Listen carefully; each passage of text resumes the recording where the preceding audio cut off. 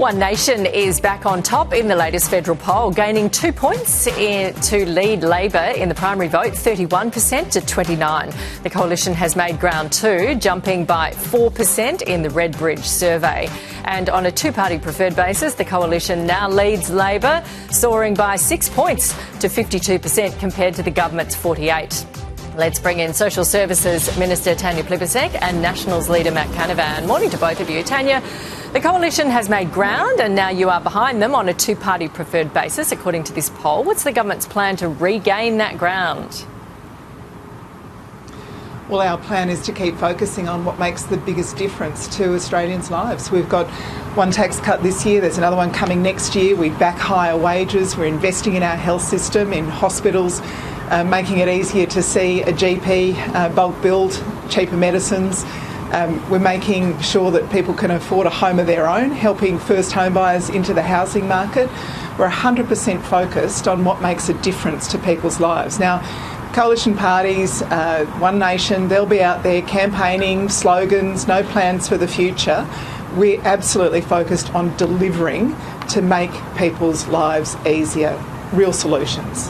Yeah, it seems to be going One Nation and the coalition's way at the moment. Matt, you must be happy about this. The coalition has ruled out governing with One Nation, though. But when you see a big increase in your two-party preferred vote, does that mean a preference deal with One Nation could be on the cards?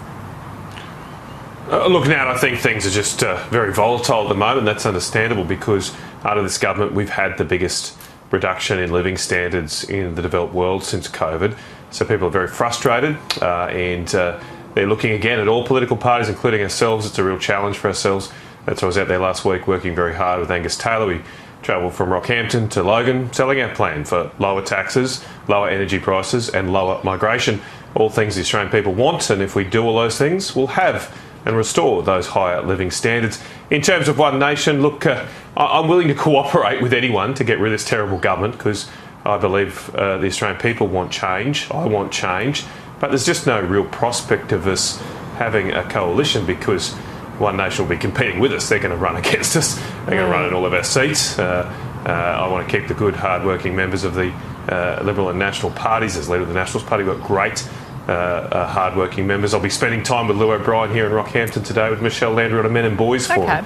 Big issue around the challenges facing young men and young boys. That's all I'll focus on doing, just keep working hard for the Australian people. They'll have their say, hopefully sooner rather than later.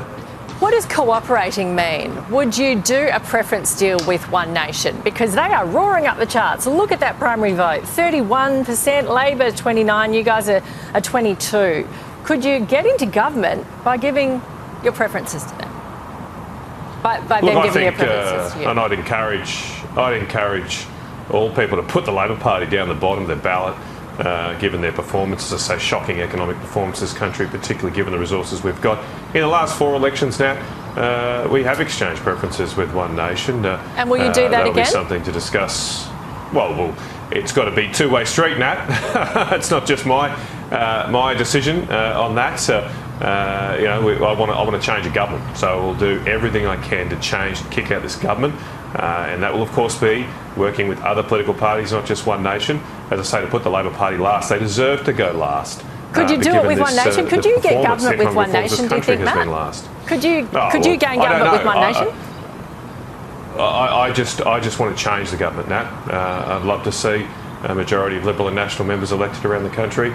But as I say, the most important thing, I think, on the minds of the Australian people is we need change. The government's not offering that. They're continuing to double down on a failed energy policy, which has led to Australia having some of the highest energy prices in the world. They're continuing their wasteful spending, lower wholesale prices, as we see today with a lower blowout. Well, that doesn't mean anything for people, Tanya.